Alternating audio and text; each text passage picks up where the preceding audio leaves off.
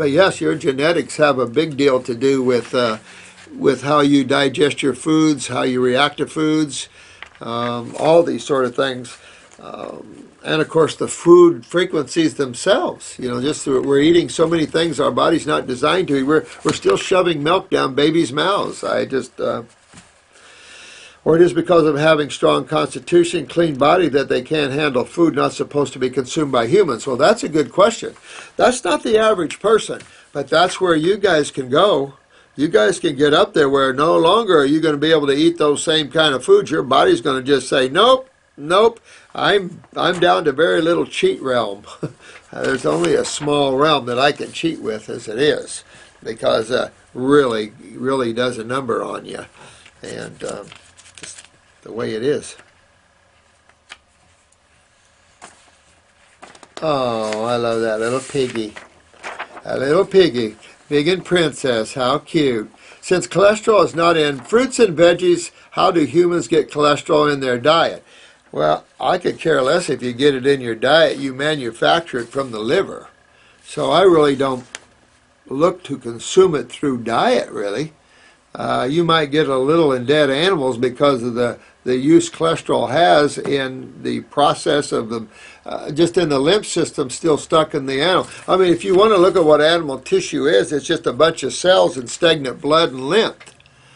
Of course, and everything is putrefactive, so what you're eating is just a whole bunch of coarse amino acids lumped together, putrefying, and dead stagnant blood and dead stagnant lymph full of acids.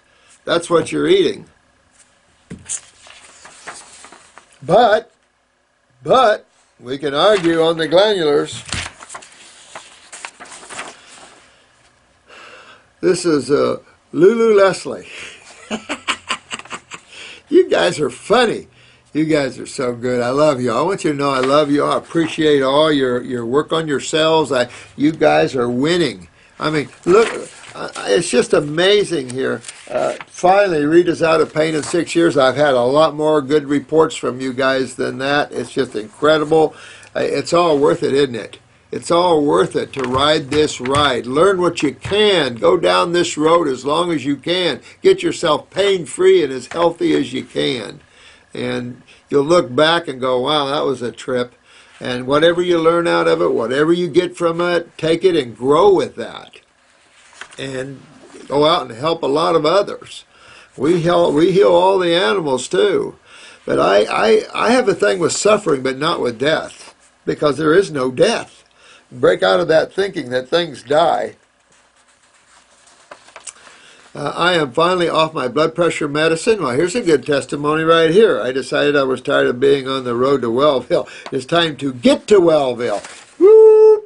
Now you got it there, sweet one. Absolutely, Loolooleslie. That's exactly, you've got exactly. You can keep treading down the road to Wellville, or you can be at the road of Wellville. Being ahead of there at the train at Wellville, you're already at Wellville, and then everything has to follow you there. So I did a 6-day fruit fast, and a week later I'm on the 11th day of a 14th-day fruit and juice fast. Kicking butt Leslie, not Loolooleslie, kicking butt Leslie. The detox gates suddenly opened. My back hurt so bad for 2 days. See what I'm talking about? Whenever you find your weaknesses, it's going to hurt. If this is the Leslie, I think it is. Interesting. My back hurt so bad for 2 days that I took pain meds to sleep. It can, and you just have to do that. You did right. Now there is a rash on my back from my shoulders to my hips. Now you see why the pain? That's your lymph system. Your lymph was saturated in those areas, and now you're moving it. Now it's coming out the skin. Does suggest that your kidneys need to work better too, though. That's what that suggests. Hips, my back itches like crazy. That's all the fungus, of course. My right hand armpit has 2 painful splinter-like bites, and so does my inner upper arm. Woo-hoo, Leslie, you are kicking butt. But that's part of the symptoms of what we're going to have to go through in detox there. Some of the more involved lymph systems probably not going to have a lot of fun at times. But again, if you turn it around and go, ooh, look at that, it's coming out of me. Oh, man, I got that out of me, and I'm going to get that black mucus out of me, and I'm going to get all these acids out of me, and I'm going to feel good and free and happy. That's what this is about. This is what this is about. We have a right to be happy, even in the rule of the negative forces. With the negative forces, they're not more powerful than you. You come out of the Godhead. Continued. Right hand lymph node is swollen, and my armpit feels abrased and painful. I've got, boy, your lymph nodes are also purging on you too. I've got a cold, and I'm coughing up green stuff. Not black yet, but green's good. I'll take green. I'll take green. On the road to black, I'll take green. Now I am in yuck. I've reduced my lymphatic formulas. I don't understand how acids and toxins travel out when you detox. What causes these spider bite-looking rashes? How are they stored in the body before they are released? Well, they're stored around... That's the problem with that question, dear one. They're stored right around the cells. That's all the spaces, is all the spaces around the cells. That's all you can store, or it swells that tissue, or it forms a tumor out of in or outside of that tissue. Somewhere to store this stuff subcutaneously, which is just right under the dermis and epidermis, is right under there. That's a storage place. So there's a lot of storage place around the cells. That's the problem. It's around the cells. Of course, the cells then get beat up. So you're just seeing the body push this stuff out of the tissues, trying to get to the outside world. That's why it makes these little bite looks and these little red pimples and the rashes and the itching, and insane itching and stuff, because we're all full of fungus.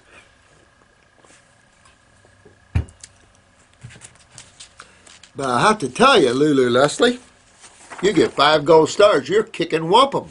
You are really doing fantastic. And I tell you, when you come out of this, you're going to feel really good.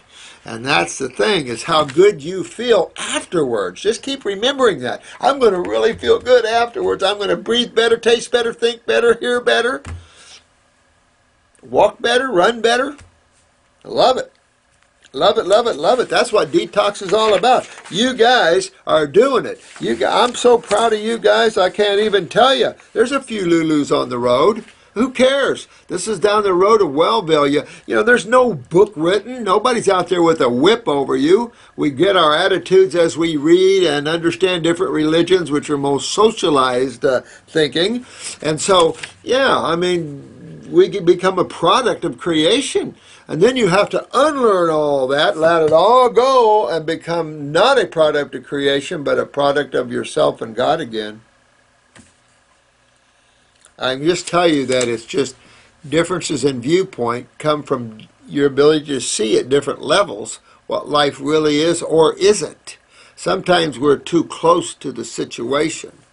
I told you I ran a radio show for years with a Native American. And, you know, I felt it was important as we talked to these different tribes around the country that we learn how to go beyond the earth into the allness of the all. And you get in touch with that, then your respect of the earth will change, and it'll be a given that you treat it decently and with love. First go to God, and then your perspective will be that way, the way it should be. And then how you carry yourself and how you deal with others change, and that becomes respectful and loving and humility. And those things are key as you guys, as your giant spiritual beings, start walking this earth in a more conscious way. Then always remember the love, the respect, and what I always say, Darwin Gross coined this: is it kind? Is it true? Is it necessary? Always before you speak, is it kind? Is it true? And is it necessary? Sometimes I speak because it's true and it's necessary, might not be so kind. But then I'm just talking, who am I talking to? Lost people. So it's just that sort of thing. If anybody's more lost than another, it's Homosapians. Yes, this was a question from Twin Turbo-Owns. Turbo-Owns. Woo! You guys are something else. I would like to do a video on my herbs sometime, and I think that'll, once I get kind of caught up, we got a pretty good insight on all the questions and stuff, I'm going to try to deviate from it. It'll have to be after the class, because I've just got to put I'm changing the class up this year because there's going to be 120 of us there, and I'm generally used to running 40 people in a class because it's easier to teach. So we're going to change this up a bit and get more practitioner based and focused on clients and symptoms and things like that. Really a lot of fun. A lot of fun. This is Rainy Traveler. Does anyone know, please, if Dr. Morse in any video has spoken about eating honey? I have, and I love honey.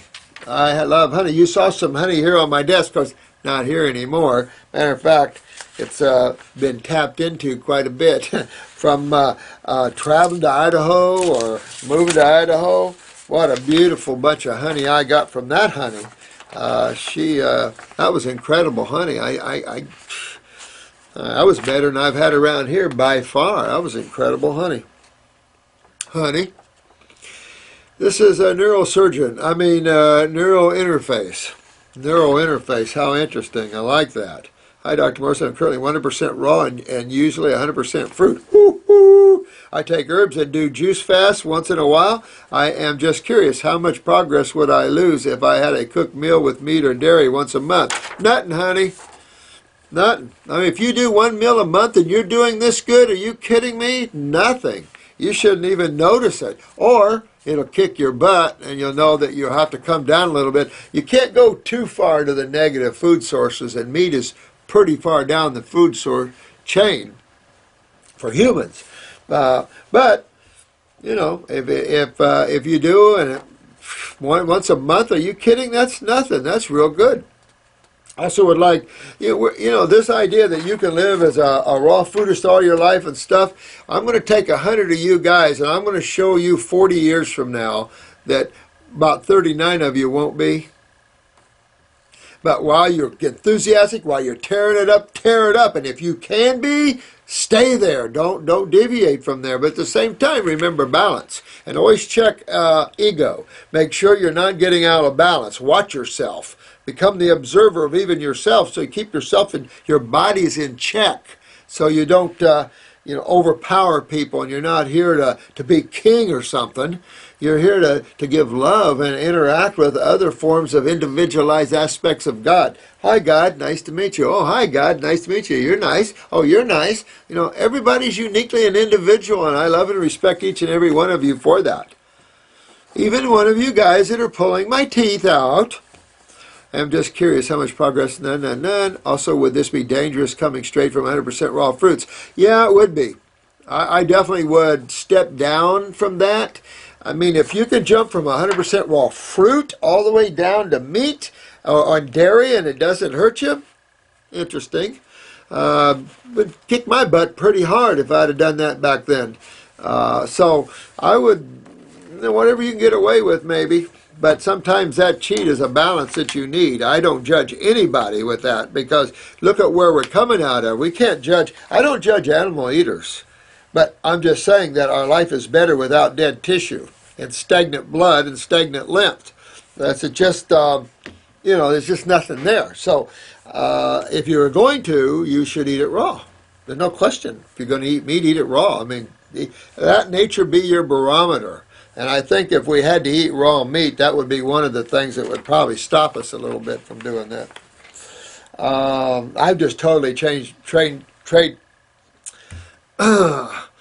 educated myself and trained myself that dairy is by far the worst of the worst of the worst of the worst. Yet, if someone put a big custard in front of me of some dessert from Italy or something, I could look at it for a while. I might go like that. And then I would know why I'm not going to eat it.